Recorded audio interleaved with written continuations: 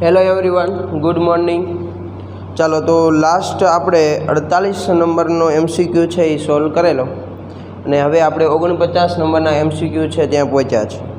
બીજું મેં તમને અમુક દાખલાના ડેટા બનાવી દીધા હતા અને એને દાખલા તમને હોમવર્કની અંદર પણ આપ્યા હતા। તો જો ખાસ એમાં 4 ઓપ્શન છે તમારી બુકની અંદર આન્સરનો આપ્યા હોય તો એ 4 ઓપ્શનમાંથી એકાદો આન્સર તો તમારે આવવો જોઈએ। એમાં ભૂલ હશે તો ભૂલ રહેશે, કદાચ ક્યાંક અટકો તો પૂછી લેજો, મેસેજ કરજો, બરાબર છે, કયો આન્સર આવે છે એના માટે। તો હવે 49 નંબરનો પ્રશ્ન છે ત્યાં પહોંચ્યા છે એટલે આપણે અહીંયાથી શરૂઆત કરીએ। તો જો પ્રશ્ન કંઈક આવો છે। હવે આ બધા પ્રશ્ન હવે થોડાક જે પ્રશ્ન આવે છે બધા સમજીને આન્સર આપવાના છે, ગણતરી ખૂબ જ કેવી આવશે, ઓછી। તો જો પ્રશ્ન આવો છે કે ભૂમિતલ અવસ્થામાં ml બરાબર -1। તો જો ml એટલે શું થાય તો કે આપણે જે ચુંબકીય ક્વોન્ટમાંક છે જેને ml વડે દર્શાવીએ છીએ એનું મૂલ્ય -1 હોય તેવા 4 ઇલેક્ટ્રોન ધરાવતા તત્વના, એટલે જો એવા 4 ઇલેક્ટ્રોન લેવાના જેની અંદર mlનું મૂલ્ય -1 હોય તો એવા તત્વના મહત્તમ શક્ય પરમાણ્વીય ક્રમાંક કયો હશે, બરાબર। આવો પ્રશ્ન છે એ આપણને પૂછવામાં આવેલો છે। તો mlનું મૂલ્ય -1 હોય એવું। તો જો આપણે બે પ્રકારની કક્ષકો છે એ જોઈ ગયા છે। એક પી કક્ષક કે જેની અંદર 3 ભાગ પડે છે અને એમાં એક -1, +1 અને 0। તમને સારું લાગે એને -1, સારું લાગે એને +1 અને સારું લાગે એને 0, આ ત્રણમાંથી તમે કહી શકો। એકને આપણે px કહેશું, બીજાને py કહેશું અને ત્રીજાને pz। એવી જ રીતે આપણે ડી કક્ષકની વાત કરીએ તો ડી કક્ષકના આપણે કેટલા ભાગ પાડેલા છે, 5 ભાગ પાડેલા છે, જેની અંદર આપણે વાત કરીએ તો +2, +1, 0, -1 અને -2 આટલા આપણે ml છે એના મૂલ્ય છે આપણે નક્કી કરેલા છે, જે આપણે ક્વોન્ટમાંક સમજ્યા છીએ ત્યારે વ્યવસ્થિત સમજેલા છીએ। તો પ્રશ્ન એવો છે કે તમે ભૂમિય અવસ્થામાં એટલે કે એ બધી કક્ષકો સંપૂર્ણ ભરાઈ ગયેલી હોય અને જેની અંદર mlનું મૂલ્ય -1 હોય એવા કેટલા તો કે 4 ઇલેક્ટ્રોન સુધી તમારે જવાનું, ત્યારે એનો મહત્તમ શક્ય પરમાણ્વીય ક્રમાંક કેટલો બને એવો પ્રશ્ન પૂછ્યો છે। તો જોઈએ આપણે લખતા જઈએ કે ભાઈ પહેલી કક્ષક આવે 1s2, બીજી આવે 2s2, ત્રીજી આવે તો કે 2p6, પછી તો કે 3s2, પછી 3p6, પછી 3d10। ચાલો તો હવે જો જરૂર પડશે તો આપણે આગળ વધશું। તો વાત છે પેલી 1s કક્ષક। 1s કક્ષકની અંદર ક્યારે mlનું મૂલ્ય તમને -1 મળે? ના મળે, કારણ કે s માટે lનું મૂલ્ય જ કેવું છે, 0, અને lનું મૂલ્ય 0 હોય તો ક્યારેય તમને mlનું મૂલ્ય -1 મળવાનું નથી। એટલે જો આની અંદર s કક્ષકની અંદર -1 છે એવી એકય કક્ષક છે એવા એકય ઇલેક્ટ્રોન હશે નહીં। આપણને કુલ 4 ઇલેક્ટ્રોનની વાત કરી છે। ચાલો 2sની અંદર આવે તો કે ના આવે, ચાલો 2pની અંદર આવે, હા -1 આવે, અને એક 2pની કક્ષક છે એમાં દાખલા તરીકે હું આ પહેલી જ કક્ષકની વાત કરું તો એમાં કેટલા ઇલેક્ટ્રોન હોય? 2 ઇલેક્ટ્રોન। તો જો 2 ઇલેક્ટ્રોન થઈ ગયા। આપણને તો આવા 4 ઇલેક્ટ્રોન સુધી જવાનું કીધું છે કે ભાઈ 4 ઇલેક્ટ્રોન હોય તો પરમાણુ ક્રમાંક કેટલો હોય। ચાલો આગળ વધીએ। 2 ઇલેક્ટ્રોન અહીંયા થઈ ગયા છે આપણા માટે, ચોથો ઇલેક્ટ્રોન કરવાનો। ચાલો 3sમાં હોય તો કે ના હોય, 3pમાં હા, 3pમાં -1 હોય અને એની અંદર પણ જોવા જાવ તો 2 ઇલેક્ટ્રોન હોય। તો જો અહીંયા સુધીમાં જ આપણે વાત કરીએ તો -1 ધરાવતા mlનું મૂલ્ય એવા 4 ઇલેક્ટ્રોન આપણને મળી જાય છે, બરાબર। તો હવે જોવા જાવ તો આપણને પરમાણુ ક્રમાંક નક્કી કરવો છે। તો જેટલા ઇલેક્ટ્રોનની સંખ્યા એટલા ભૂમિય અવસ્થાની વાત છે, એટલે ઉત્તેજિત અવસ્થામાં ઇલેક્ટ્રોન ગુમાવેલા કે મેળવેલા હોઈ શકે, પણ ભૂમિય અવસ્થામાં તો ઇલેક્ટ્રોન કેવા હોય તો કે સમાન રીતે ભરાયેલા હોય, એટલે જેટલા ઇલેક્ટ્રોન એટલા જ શું હોય, પ્રોટોન। તો જો આપણે ઇલેક્ટ્રોનની સંખ્યા ગણી લઈએ એટલે પ્રોટોનની સંખ્યા આપણને આપોઆપ છે એ મળી જશે। તો જો અહીંયા 2 ઇલેક્ટ્રોન, 2 અહીંયા 4, 4 ને 6 10, 10 ને 2 12, 12 ને 6 કેટલા થાય, 18। તો જો આપણને કુલ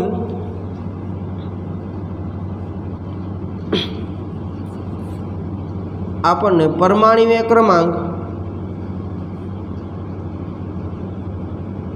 કેટલો મળશે 18 કે જે 18 સુધીના પરમાણુ ક્રમાંક ધરાવતું તત્વ એટલે કે આર્ગોન કે તો આર્ગોન સુધીમાં તમે જોવા જાઓ તો એવા 4 ઇલેક્ટ્રોન મળશે કે જેની અંદર mlનું મૂલ્ય -1 તમને જોવા મળે। તો જોઈએ આપણા 4 ઓપ્શનમાંથી જો બી ઓપ્શન છે એ આપણને આપેલો છે 18 એટલે આપણા માટે એ બી ઓપ્શન છે એ આપણો આન્સર રહેશે। રેડી? ચાલો એવી જ રીતે 50 નંબરનો પ્રશ્ન છે એને જોઈએ। તો જો 50 નંબરનો પ્રશ્ન શું આપેલો છે, એક કરતાં વધુ ઇલેક્ટ્રોન ધરાવતી પ્રણાલી એટલે કે પરમાણુ અથવા આયન કોઈ પણ હોઈ શકે માટે તમને કન્ડિશન આપી દીધેલી છે। કન્ડિશન આવી છે 2 less than equal to n plus l less than equal to 5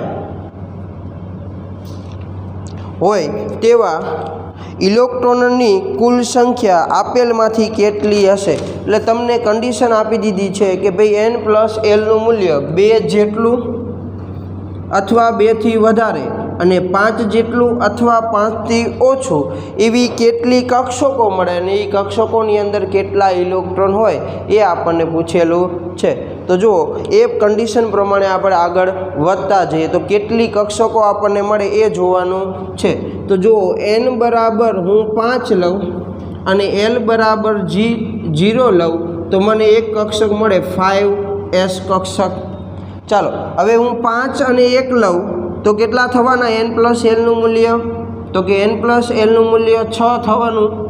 તો આપણને તો એવું કીધું કાં વધુમાં વધુ 5 અને કાં 5 કરતાં ઓછું એટલે 5 વત્તા 1 ક્યારેય શક્ય બનવાનો નથી।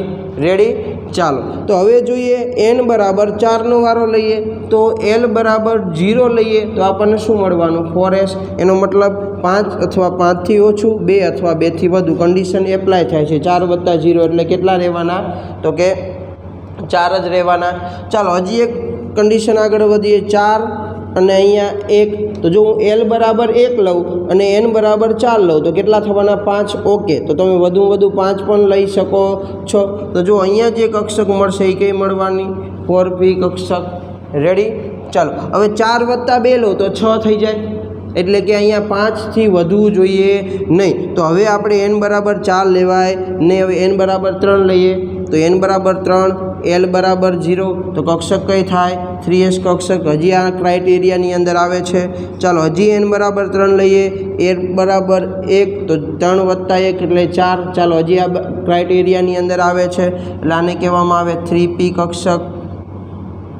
ચાલો હવે જોઈએ n બરાબર 3 l બરાબર 2 3 ને 2 5 હજી આલે કારણ કે 5 પણ હોઈ શકે તો આને કહેવાય 3d કક્ષક। ચાલો હવે 3 વત્તા 3 ચાલે ન ચાલે કારણ કે કેટલા થઈ ગયા 6 અને 6 આપણા આપેલી ક્રાઇટેરિયાની અંદર આવતો નથી n પ્લસ એલનું મૂલ્ય। તો હવે શું કરશું તો કે હવે નીચે જાઓ n બરાબર 2 લ્યો। ચાલો હવે અહીંયા આવી ગયા ઓછામાં ઓછું 2 હોય તો ચાલે અને કાં 2થી વધારે તો જો 2 વત્તા 0 એટલે શું થઈ જાય તો કે 2s કક્ષક। ચાલો હજી જોઈએ તો કે n બરાબર કેટલા 2 l બરાબર કેટલા લેશું 1 તો જો 2 વત્તા 1 એટલે કેટલા થવાના 3 બરાબર એટલે શું બની જાય 2p કક્ષક। તો જો આપણને આટલી કક્ષકો મળી। હવે 2 વત્તા 2 ન હાલે રીઝન શું કારણ કે ક્યારેય 2d કક્ષક હોતી નથી બરાબર। હા 2 વત્તા 2 એટલે 4 થાય ક્રાઇટેરિયામાં આવે છે પણ ક્યારેય 2d કક્ષક શક્ય નથી। તો આપણે એવી જ કક્ષકો છે એ નક્કી કરવાની છે જે શક્ય હોય તો હવે એમાં ઇલેક્ટ્રોનની સંખ્યા કેટલી હોય એ આપણે નક્કી કરવાની છે બરાબર અથવા કક્ષકની સંખ્યા નક્કી કરવાની છે। તો જો અહીંયા આપણે નક્કી કર્યું શું કક્ષક પછી તો કે પેટા કક્ષકની સંખ્યા। ચાલો તો 5s તો એમાં એક જ કક્ષક હોય, અહીંયા 4s તો એમાં પણ એક કક્ષક હોય, 4p તો કે એમાં 3 કક્ષકો હોય ને px py અને pz આ 3 પ્રકારની। ચાલો 3s ની અંદર કેટલી કક્ષક 1, 3p ની અંદર કેટલી હોય તો કે 3, 3d ની અંદર કેટલી હોય તો કે 5, s ની અંદર 1 અને p ની અંદર કેટલી 3। તો હવે જો આપણે કુલ કેટલી કક્ષકો મળે છે એની સંખ્યા મેળવી લઈએ તો આપણને ઓટોમેટિક ઇલેક્ટ્રોનની સંખ્યા મળે। તો જો 1 ને 1 2 3 ને 2 5, 5 ને 1 6, 6 ને 3 9, 9 ને 5 14 ને 1 15, 16 17 ને 18. તો જો આપણને કુલ કક્ષકો કેટલી મળી? તો કે કુલ કક્ષકોની સંખ્યા બરાબર કેટલી મળી? 18. તો હવે તો આપણી પાસે માગ્યું છે શું? તો કે ઇલેક્ટ્રોનની સંખ્યા કેટલી હોય? તો જો ઇલેક્ટ્રોનની સંખ્યા તો એક કક્ષકમાં 2 ઇલેક્ટ્રોન સમાય એટલે 2 ગુણ્યા 18 એટલે કે 18 દૂને 36 ઇલેક્ટ્રોન છે એ તમને આ કન્ડિશન પ્રમાણે મળી શકે છે. એટલે 4 ઓપ્શનમાંથી આપણો આન્સર જોઈએ કે કેની અંદર આપણો આન્સર મેચ આવે છે. તો જો બી ઓપ્શન છે કે જેમાં આપણે કેટલા ઇલેક્ટ્રોન કુલ આવેલા છે એ 36 ઇલેક્ટ્રોન હશે. બરાબર છે. ચાલો 51 નંબરના પ્રશ્ન તરફ આગળ વધીએ, જે ઉપરનો પ્રશ્ન છે એના જેવો જ છે. તો જો તમને એવું કીધું કે ભૂમિતલ અવસ્થામાં mlનું મૂલ્ય +1 હોય એવું, અહીંયા વાત હતી -1ની. તો એવા 4 ઇલેક્ટ્રોન ધરાવતા તત્વનો ન્યૂનતમ શક્ય પરમાણ્વીય ક્રમાંક કયો હશે? ન્યૂનતમ એટલે શું થાય? ઓછામાં ઓછો શક્ય પરમાણ્વીય ક્રમાંક. એટલે તમારે એવી કન્ડિશન છે એ વિચારવાની કે એમાંથી ઓછામાં ઓછો પરમાણુ ક્રમાંક તમે રાખો તો પણ તમને એ +1 વાળું મળવું જોઈએ. તો જોઈએ કે એના માટે આપણે અહીંયા 51 નંબરનો પ્રશ્ન છે એ લખીએ. તો જુઓ ઇલેક્ટ્રોન રચના અહીંયા લખીએ જ પ્રમાણે થાય. એટલે કે પહેલી આવે 1s2, પછી 2s2. ચાલો 2p છે એના 3 ભાગ પડે એટલે આપણે અહીંયા 2p છે એના 3 ભાગ દર્શાવી દઈએ. 2px, 2py અને 2pz. એટલે આ 2p3 6 થઈ ગયું. ચાલો પછી કોણ આવશે? તો કે 3s2, પછી તો કે 3p6. તો જો આ જ વસ્તુ અહીંયા આપણે ત્રીજી વખત છે એને દર્શાવીએ. એટલે કે અહીંયા 3px, 3py અને 3pz. અને પછી કોણ આવે? તો કે 3d10. બરાબર છે. ચાલો તો જો આની અંદર બધા ઇલેક્ટ્રોન ભરાયેલા હોય, આની અંદર પણ બધા ઇલેક્ટ્રોન છે એ કમ્પ્લીટ હોય. વાત એવી છે કે તમને હવે એવું કીધું છે કે કેટલા ઇલેક્ટ્રોન માટે mlનું મૂલ્ય +1 હોય. તો જો મને સારું લાગે એમ આ +1 0 અને આ -1, એવી જ રીતે અહીંયા +1 0 અને -1 આપી દઉં છું. બરાબર. તો જો 1s 2sમાં ક્યારેય +1 આવવાના નથી, એના માટે તો sનું મૂલ્ય 0 જ છે એટલે mનું મૂલ્ય પણ 0 જ આવવાનું છે. બરાબર. તો અહીંયા 2 ઇલેક્ટ્રોન મને અહીંયાથી મળશે કે જે +1 વાળા હશે, 2 ઇલેક્ટ્રોન મને અહીંયાથી મળશે જે +1 વાળા હશે. તમારા મનમાં કદાચ પ્રશ્ન આવે, આપણને એવું કીધું છે ન્યૂનતમ. ન્યૂનતમ એટલે ઓછામાં ઓછું. એટલે હું તમને એવું કહીશ કે આપણે જે ઇલેક્ટ્રોન રચના છે એ ઇલેક્ટ્રોન રચનામાં અહીંયા સુધીના જ ઇલેક્ટ્રોન છે એની ગણતરી કરવાની છે. કારણ કે ન્યૂનતમ કીધું છે એટલે. મહત્તમ કીધું હોત તો આપણે મેક્સિમમ શક્યતા અહીંયા સુધીની હતી એ ગણત. બરાબર છે. એટલે હવે જુઓ કે તમને એવું થાય કે સાહેબ +1 હું છેલ્લે રાખું તો ઇલેક્ટ્રોનની સંખ્યા વધી જાય ને. તમે જે ગણશો એની કરતાં ઇલેક્ટ્રોન કેવા થવાના? વધારે. કેટલા? 18. પણ હું અહીંયા +1 રાખું છું એનો મતલબ રીઝન શું છે? તો આપણને એવું કીધું છે કે એને તત્વનું ન્યૂનતમ શક્ય, એટલે જો શક્ય બનતું હોય ત્યાં સુધીની ઓછામાં ઓછી. તો આ એક જ કન્ડિશન ઓછામાં ઓછી એવી છે કે હું પહેલો જ ખાનો 3px છે એના ઇલેક્ટ્રોનને +1 તરીકે લઉં તો એ ઓછામાં ઓછી શક્યતા મળે. હા, પછી અહીંયા વચ્ચે લઉં તો પાછો પરમાણુ ક્રમાંક અલગ આવે, હું એની પછી લાસ્ટમાં લઈ જાઉં તો પરમાણુ ક્રમાંક અલગ આવે. પણ ન્યૂનતમ કીધું છે એટલે આપણે પહેલા ખાનાની અંદર +1 ઇલેક્ટ્રોન ધરાવે છે એવું આપણે વિચારશું. તો હવે જુઓ ઇલેક્ટ્રોનની સંખ્યા ગણો તો આના ઇલેક્ટ્રોનની સંખ્યા કેટલી?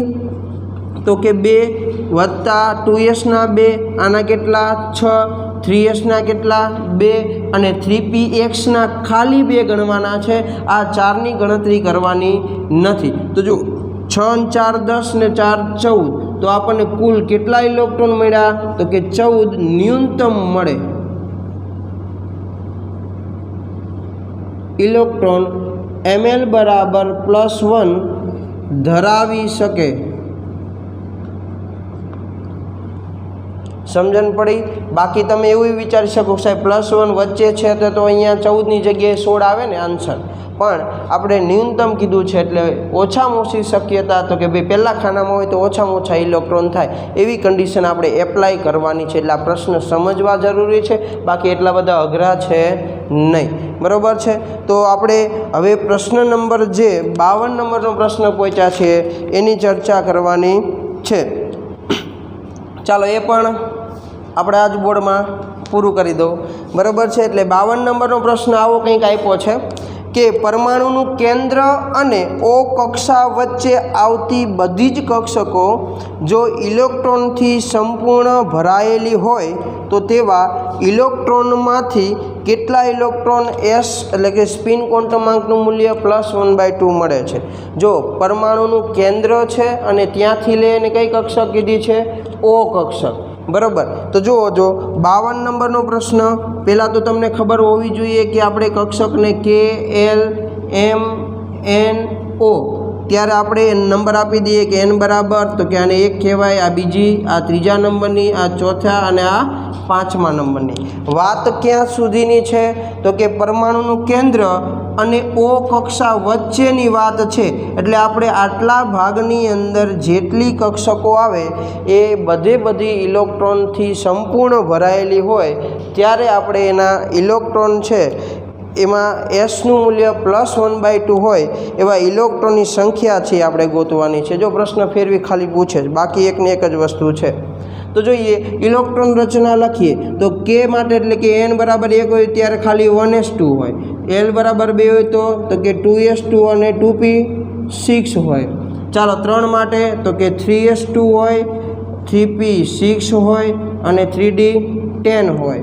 चलो 4 माटे शू होय तो कि 4s2 होय, 4p6 होय, 4d10 होय अने आमां f कक्षक आवे एटले 4f केटला होय? 14 होय। हवे एवुं कीधुं छे कि एनी अंदर s छे एनुं मूल्य तमने केटलुं मळे छे तो कि स्पिन क्वोन्टमांकनुं मूल्य +1/2 होय एवा केटला इलेक्ट्रॉन मळे। तो जो पहेला तो आपणे जोई लईए कुल इलेक्ट्रॉन केटला थाय ए। बराबर।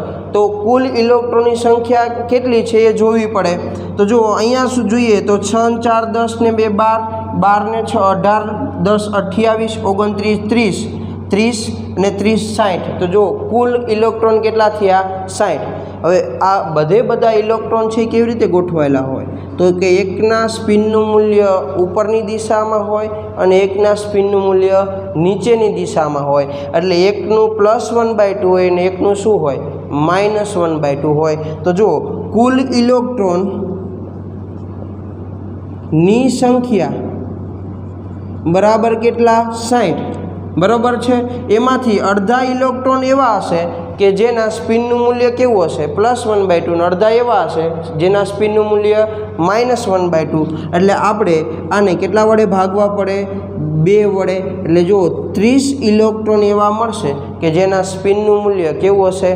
+1/2 अने 30 इलेक्ट्रॉन एवा मळशे कि जेना स्पिननुं मूल्य -1/2 हशे।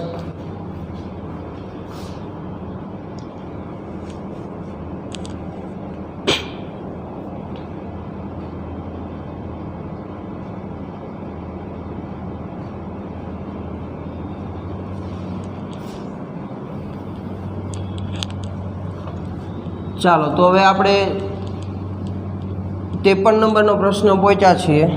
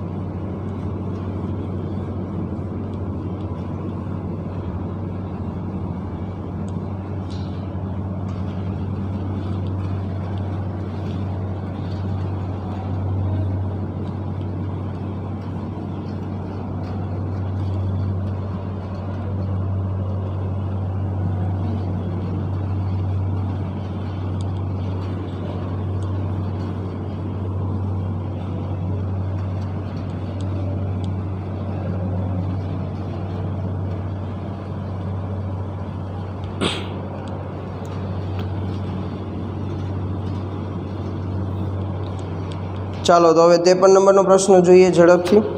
પ્રશ્ન આવો કંઈક આપેલો છે કે પરમાણુનું કેન્દ્ર અને O કક્ષા વચ્ચે આવતી બધી જ કક્ષકો ઇલેક્ટ્રોનથી સંપૂર્ણ ભરાયેલી હોય તો તેવા ઇલેક્ટ્રોનની સંખ્યામાંથી કેટલા ઇલેક્ટ્રોન માટે ml બરાબર -1 થાય. તો જો આપણે જે આગળ પ્રશ્ન જોયો હતો એ જ પ્રમાણે ત્યાં આપણને mlનું મૂલ્ય કેવું કીધું હતું, +1 હોય ત્યારે કેટલી કક્ષકો મળે એવો પ્રશ્ન પૂછ્યો હતો.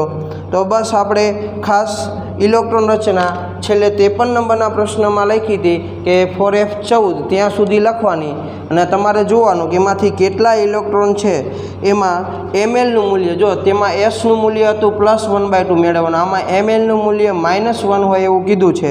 તો ફક્ત p કક્ષક અને d કક્ષકો આવે એમાં બધામાં બે ઇલેક્ટ્રોન એવા મળે કે જેમાં mlનું મૂલ્ય -1 હોય. પણ આમાં આપણી પાસે માંગ્યું છે શું, ઇલેક્ટ્રોનની સંખ્યા જ, એટલે ખાસ એ પ્રમાણે ગોતવાનો છે.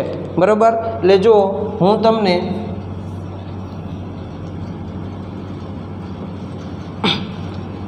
ઇલેક્ટ્રોન રચના લખી દઉં છું 1s2 2s2 2p6 3s2 3p6 3d10 4s2 4p6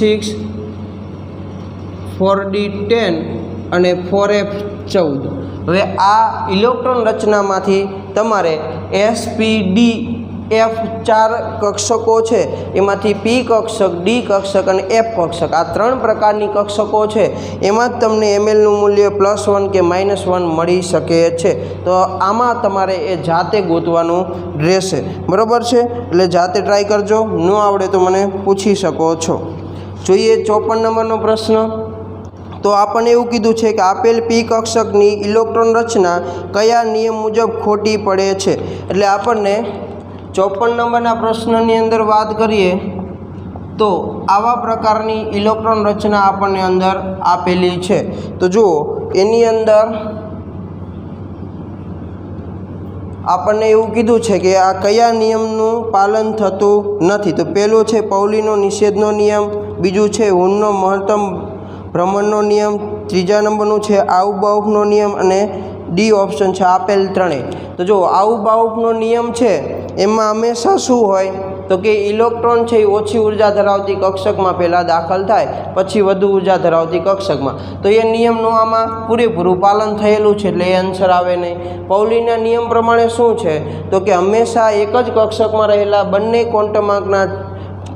બંને ઇલેક્ટ્રોનના ચારેય ક્વોન્ટમાંક સમાન હોય નહીં. પણ આમાં 2 ઇલેક્ટ્રોન જ નથી તો એ વાત આવતી નથી. છેલ્લો નિયમ હુનનો નિયમ, તો એમાં શું હતું તો કે ઇલેક્ટ્રોન હંમેશા અયુગ્મિત રહેવાનું વલણ ધરાવે તો એ ઓકે છે. પણ બીજી બાબત શું હતી તો કે એમાં બધા ઇલેક્ટ્રોન છે એના સ્પિનના મૂલ્ય એકબીજાને સમાંતર રહે એવી રીતે ગોઠવાય. એટલે કે જો એરા બધાના ઉપર તો બધાના ઉપર હોવા જોઈએ, નીચે તો બધાના એરા કેવા હોવા જોઈએ, નીચે. કેવી કન્ડિશનમાં તો કે જ્યારે બધામાં એક ઇલેક્ટ્રોન હોય ત્યારે, પછી જેનું યુગ્મીકરણ થાય ત્યારે એક એરો ઉપર ને એક નીચે ચાલે. પણ હાલ અત્યારે શું થવું જોઈએ તો આ છેલ્લા નંબરનું ખાનું છે એમાં એરો ક્યાં હોવો જોઈએ, ઉપર. એટલે આની અંદર કયા નિયમનું પાલન થતું નથી તો કે હુનના નિયમનું પાલન થતું નથી. બરાબર. આ 3 નિયમ છે એને આપણે ધ્યાનમાં લેવાના છે, એ પ્રમાણે આન્સર રહેશે. જોઈએ હવે 55 નંબરનો પ્રશ્ન. એ પણ કંઈક આવો જ આપેલો છે કે ડી કક્ષક માટે આપેલમાંથી કઈ ઇલેક્ટ્રોનીય રચના ખોટી છે. તો જુઓ 4 તમને ઇલેક્ટ્રોન રચના છે તમારા બુકની અંદર તમે જો જોડે લઈને બેઠા હોય તો જોજો, પસ્તીમાં દઈ દીધી તો કાંઈ છે નહીં. તો એની અંદર તમે જુઓ તો આપણને એવું કીધું છે કે કઈ ઇલેક્ટ્રોન રચના ખોટી છે. તો તમે એ ઓપ્શન જોશો અને બી ઓપ્શન જોશો. આ બેમાંથી તમને એવું લાગે કે જવાબ આવવાની શક્યતા છે પણ આપણો આન્સર બી રહેશે. રીઝન શું, એ કેમ ન આવે તો કે એની અંદર યુગ્મીકરણ ચાલુ થાય તો એવું જરૂરી નહીં પહેલો ઇલેક્ટ્રોન યુગ્મીકરણનો પહેલાં જ ખાનામાં મૂકો. તમને એવું થાય સાહેબ આ તો સીધો ત્રીજા ખાનાની અંદર ઇલેક્ટ્રોન છે એ મૂકેલો છે યુગ્મીકરણનો, પણ જરૂરી નથી કે ત્રીજા ખાનામાં એટલે પહેલાં જ ખાનામાં મૂકવો. બરાબર. પણ જ્યારે તમને બી ઓપ્શન આપેલો છે એ બી ઓપ્શનમાં આવા પ્રકારની ઇલેક્ટ્રોન રચના એ લોકોએ તમને આપેલી છે। તો જો જેની અંદર યુગ્મીકરણ થઈ ગયું છે, કેવી રીતે? આવા પ્રકારની ઇલેક્ટ્રોન રચના છે। તો જુઓ આ કક્ષક હજી કેવું છે? ખાલી છે, તેમ છતાં અહીંયા ઇલેક્ટ્રોન કેવા આપેલા છે? 2 ઇલેક્ટ્રોનની પેર છે। એટલે આમાં શું થતું નથી? તો કે હુન્ડના નિયમનું પાલન થતું નથી। અને આ હુન્ડના નિયમનું પાલન ન થવાના લીધે આ ઇલેક્ટ્રોન રચના છે એ કેવી બને છે? ખોટી। એટલે આપણો આન્સર કયો રહેશે? B answer. બરાબર છે। ચાલો પછી જોઈએ 56 નંબરનો પ્રશ્ન। તો કોઈપણ કક્ષકમાં એંગ્યુલર નોડ એટલે કે સમતલીય નોડની સંખ્યા કેટલી હોય છે? આ મેં તમને થિયરીમાં લખાઈ દીધી છે। એંગ્યુલર નોડ L જેટલું હોય। એટલે આપણો આન્સર કેવો રહેશે? B answer. બરાબર। ચાલો 57 નંબરનો પ્રશ્ન જોઈએ। તો આપેલમાંથી કઈ કક્ષક માટે XY સપાટીમાં ઇલેક્ટ્રોન મળી આવવાની સંભાવના 0 હોય છે?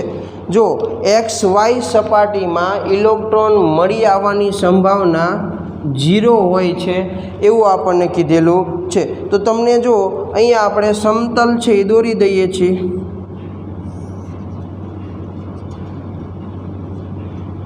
XY અને Z જે તમને ખબર છે કે તમારી બહારની દિશામાં Z હોય। તો જો પહેલી કક્ષક આપેલી છે 2px। તો 2px એટલે ક્યાં આવવાની? સમતલ, એટલે કે અહીંયા અક્ષ ઉપર। તો તમને સમતલમાં એવું કીધું છે ને કે ભાઈ આપેલમાંથી કઈ કક્ષક માટે XY સપાટીમાં ઇલેક્ટ્રોન મળી આવવાની સંભાવના 0 હોય છે।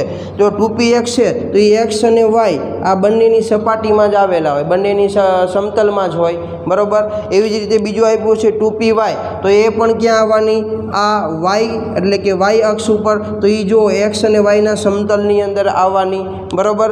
પછી આપ્યું છે 2pz।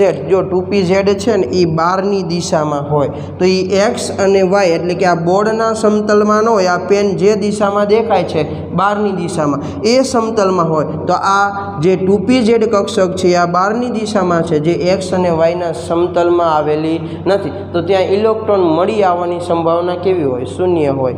બરાબર છે। એટલે આપણો આન્સર કયો રહેવાનો?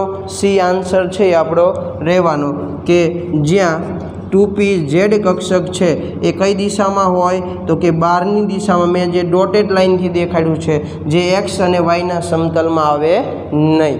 બરાબર। ચાલો બાકી 3dxy। તો 3dxy એટલે x અને y ના સમતલમાં હોવાની। બરાબર। ચાલો હાલો પછી જોઈએ 58 નંબરનો પ્રશ્ન, જે ગણતરીવાળો છે। અત્યાર સુધી સીધા પ્રશ્ન હતા। તો હવે જોઈએ 58 નંબરનો પ્રશ્ન।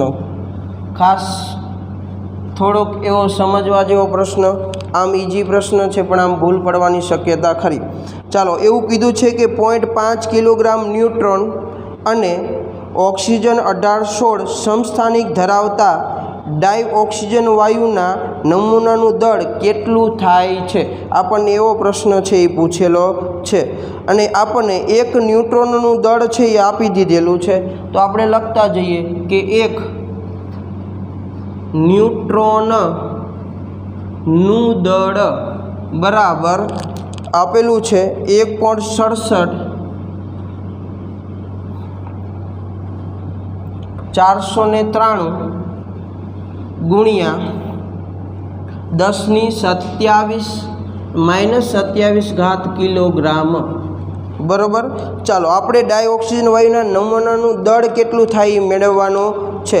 તો હવે જોઈએ તો કેટલા ન્યુટ્રોન છે આમાં આવેલા હોય। તો જો ઓક્સિજન 8-16 છે, એમાં 8 ન્યુટ્રોન આવેલા હોય। અને કેવી રીતે મેળવવા એ તમને ખબર છે, જે આપણે આગળ ભણી ગયા છે ન્યુટ્રોનની સંખ્યા મેળવવા માટે। બરાબર। તો 8 ન્યુટ્રોન છે આવેલા છે। તો આપણને એવું કીધું છે એક ન્યુટ્રોનનું દળ। તો આપણે ન્યુટ્રોનની કુલ સંખ્યા મેળવવી પડે। તો કે ન્યુટ્રોન એટલે કે 8 મોલ ન્યુટ્રોનનું દળ।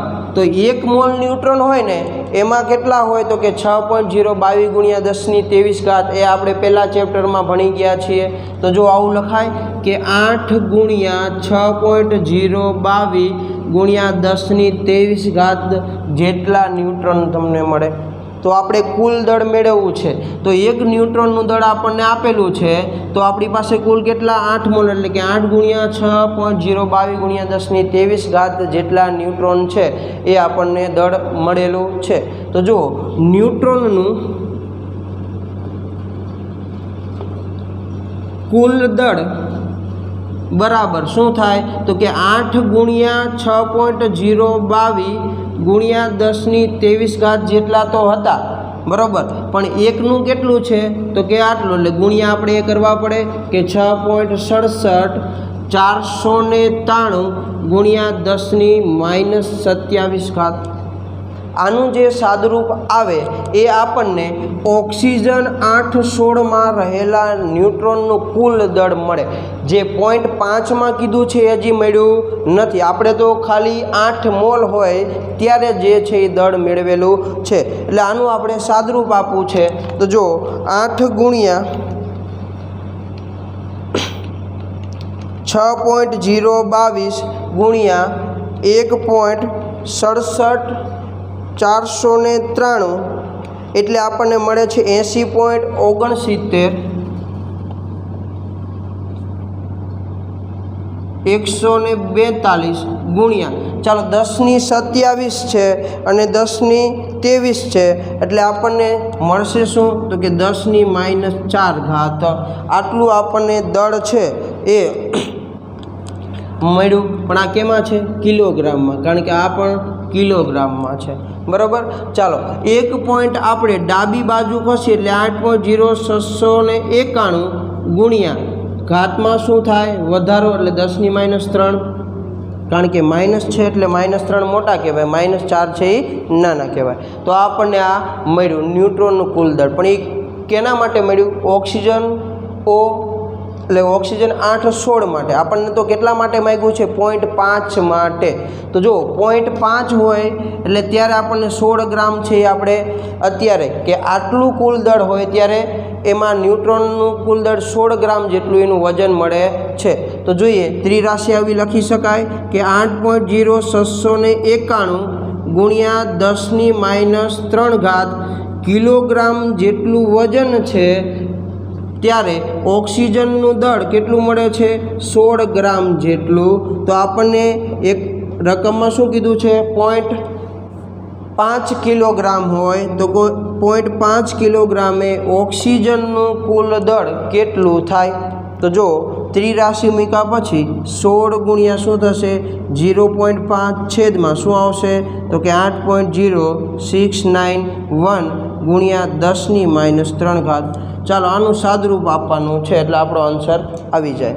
તો જો 16 ગુણ્યા 0.5 ભાગ્યા 8.069 એટલે આપણને કેટલા મળે છે 0.9914 જો 0.9914 ચાલો 10⁻3 છે ઉપર જાય તો +3 એટલે ગુણ્યા શું આવે 10⁻3। તો જો આ આપણને કિલોગ્રામમાં મળ્યા, ગ્રામમાં ફેરવવા હોય તો 0 પોઈન્ટ શું કરવા પડશે આપણે પોઈન્ટ છે એ ખસેડવો પડશે। આપણે બંને કેમાં લીધા હતા સોરી આ આપણને ગ્રામમાં મળ્યા, આપણે 10⁻3 છે એ કાઢવી છે 1 2 અને 3 પોઈન્ટ આમ ખસીએ એટલે 991.4 ગ્રામ આપણને મળે બરાબર। એટલે આપણો કયો આન્સર રહેશે બી આન્સર છે એ આપણો આન્સર રહેશે। આગળ આપણે હવે જે દાખલા નંબર 59 છે એ જોઈએ કે જે બધા કરતાં થોડોક અલગ છે।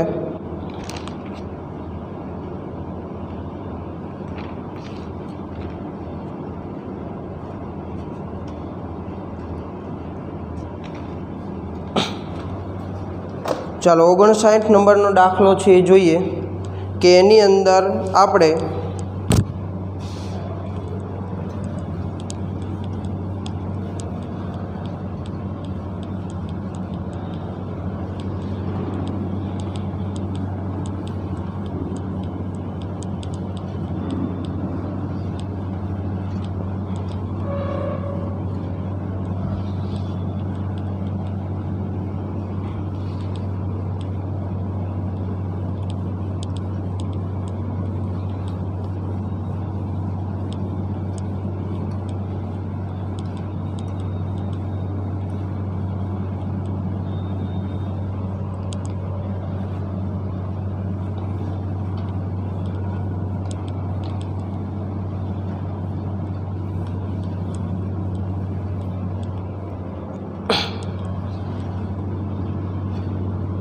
ચાલો ત્રીજા નંબરનું બોર્ડ અને 59 નંબરનો દાખલો. ચાલો રકમ જોઈએ તો આપણને એવું કીધું છે કે HE એટલે કે હિલિયમ માટેની વાત છે. તો HE અને NEના પરમાણ્વીય દળ અનુક્રમે, એટલે ચાલો પરમાણ્વીય દળને આપણે M વડે દર્શાવે એટલે MHE અને MNE બંનેના પરમાણ્વીય દળ, એકનું 4 અને એકનું 20 આપણને આપેલું છે, બરાબર ને. આ AMUમાં છે. બીજું જોઈએ તો -73°C તાપમાને HE વાયુનું દ બ્રોગલી તરંગ લંબાઈ, એટલે જો તાપમાન આપેલું છે એ જોઈએ THE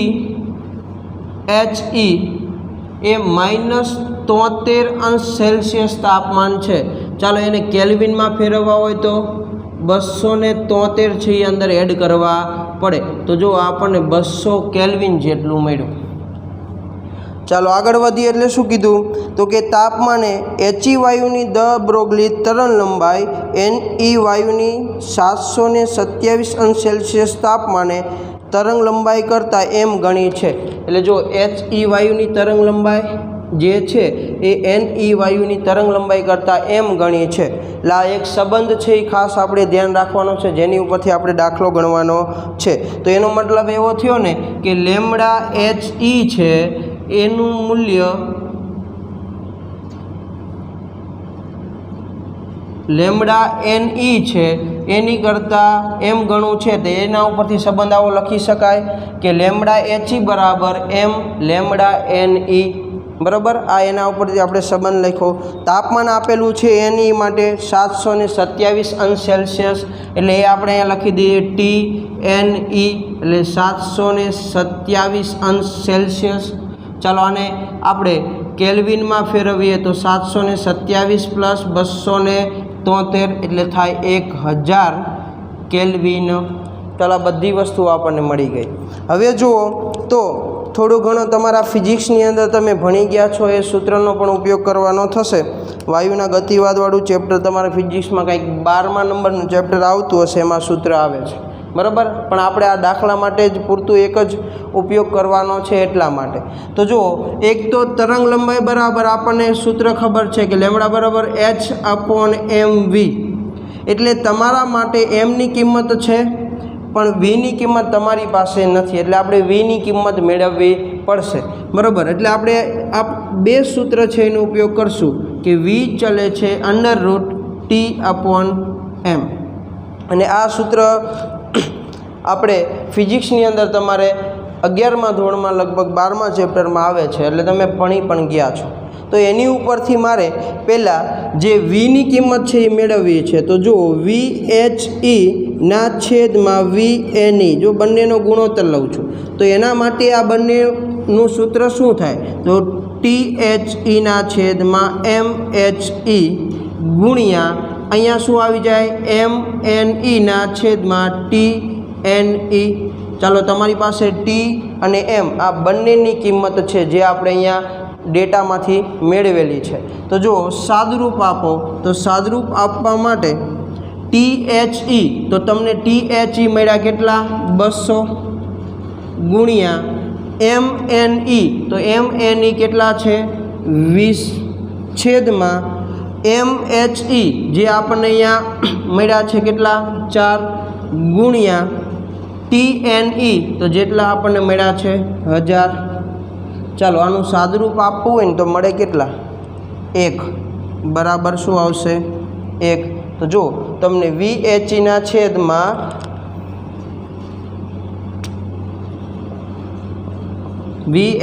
છેદમાં VNE નું મૂલ્ય મળ્યું કેટલું 1, બરાબર છે. તો હવે જુઓ આપણે આ બંને માટે તરંગ લંબાઈ લેમ્બડા છે એનું સૂત્ર લખવું છે. તો હું પહેલાં HE માટે લખું તો આવું લખાય લેમ્બડા HE બરાબર H/mHE × VHE. એવી જ રીતે લેમ્બડા NE માટે સૂત્ર લખવું છે તો H તો અચળ હોય એટલે M N E into V N E આવી રીતે તમે તરંગ લંબાઈનું સૂત્ર લખી શકો. ચાલો, તમારી પાસે આ સંબંધ છે, આનો આપણે ઉપયોગ કરવાનો છે. મને આ એમની કિંમત માગી છે, તો જો આને આપણે સમીકરણ 1 કહી દઈએ. તો જો સમી 1માં એમને કરતા બનાવી કિંમત મૂકતા. ચાલો, તો હવે જો મારે સમીકરણ 1ની અંદર એમને કરતા બનાવવા છે, તો એમ બરાબર શું લખાય? તો કે લેમડા એચ ઈના છેદમાં લેમડા એન ઈ. ચાલો, લેમડા એચ ઈની કિંમત છે આપણી પાસે કેટલી? તો કે એચના છેદમાં M H E into V H E ગુણ્યા લેમડા એન ઈ, પણ ક્યાં છે? છેદમાં. એનો મતલબ આ નીચેનો ભાગ આખો ક્યાં વહી જવાનો? ઉપર. એટલે M N E into V N E છેદમાં શું આવવાનું? એચ. હવે જો અહીંયાથી જેટલું કેન્સલ થાય ને એટલું કરી નાખીએ. આ એચ કેન્સલ થાય, આ એચ કેન્સલ થાય. ચાલો, વી એન ઈના છેદમાં વી એચ ઈ કહો કે વી એચ ઈના છેદમાં વી એન ઈ કહો. બરાબર લખાય શું? 1. બરાબર, કારણ કે 1ના છેદમાં 1 જ થયું ને બંને માટે. તો એ બંને આપણે શું કરી શકીએ? એના બરાબર 1 લખી શકીએ. એટલે આપણે કેન્સલ નીકળી જ ગયા ગણતરીમાંથી. બરાબર. ચાલો, વધ્યું શું આપણી પાસે? તો કે એમ એન ઈ. તો એમ એન ઈની કિંમત છે આપણી પાસે કેટલી? 20 છેદમાં એમ એચ ઈ એની કિંમત છે 4. તો આપણને જુઓ એમની કિંમત મળી કેટલી? 5. એટલે આપણો આન્સર કેટલો થશે? એ ઓપ્શન છે આપણો આન્સર રહેશે. ચાલો, હવે જોઈએ ઝડપથી 60 નંબરનો પ્રશ્ન, કે જેની અંદર હું તમને ડેટા બનાવી દઈશ એટલા માટે કે આપણે આવા ઘણા બધા દાખલા ગણ્યા છીએ. ચાલો, સ્થાન અને વેગની અનિશ્ચિતતાનો પ્રશ્ન છે. તો માઇક્રોસ્કોપ વડે ઇલેક્ટ્રોનનું સ્થાન નક્કી કરતાં તેમાં 0.2 એંગસ્ટ્રોમ જેટલી અનિશ્ચિતતા આવે છે. તો જો આપણને સ્થાનની અનિશ્ચિતતા છે એનું મૂલ્ય આપેલું છે 0.2 એંગસ્ટ્રોમ. બરાબર. જો તે જ પ્રયોગ દ્વારા ઇલેક્ટ્રોનનો વેગ માપવામાં આવે તો તેમાંથી મળતી અનિશ્ચિતતામાં આપેલમાંથી કઈ હોઈ શકે છે? એટલે તમારી પાસે શું માંગ્યું છે? ડેલ્ટા વી બરાબર કેટલા અને એમની કિંમત આપેલી છે એમ બરાબર કેટલા? તો કે 9.11 ગુણ્યા 10⁻31 કિલોગ્રામ. બરાબર. ચાલો, તો આપણે ડેલ્ટા વી મેળવવાના છે. તો આ એંગસ્ટ્રોમ છે એને પહેલાં તો કેમાં ફેરવવો પડશે? તો કે મીટરમાં. એટલે 10⁻10 મીટર થાય. બરાબર છે. ચાલો, ડેલ્ટા વી મેળવવા છે. સૂત્ર કયું વાપરશું? Delta X into M delta V >h/4π. ચાલો, ડેલ્ટા વીને કરતાં બનાવશું. તો ડેલ્ટા વીને કરતાં બનાવો તો અહીં શું લખાય? એચના છેદમાં 4π into delta X into M. આ સૂત્રમાં તમે બાકીની બધી કિંમતો તમને મળેલી જ છે. કિંમત મૂકશો એટલે આપણને આન્સર મળશે. એટલે આની ગણતરી જાતે. બરાબર છે. તો આ ગણતરી તમારે જાતે કરવાની થશે. તો આપણે 60 સુધીના પ્રશ્નો છે એ ત્યાં સુધી રાખીએ છીએ. બાકી લગભગ આપણે 5 પ્રશ્ન બાકી છે જે આપણે આગળના વિડીયોમાં છે એ પૂરા કરશું અને નવું ચેપ્ટર છે એની શરૂઆત કરશું. તો આજે આપણે અહીંયા સુધી રાખીએ છીએ.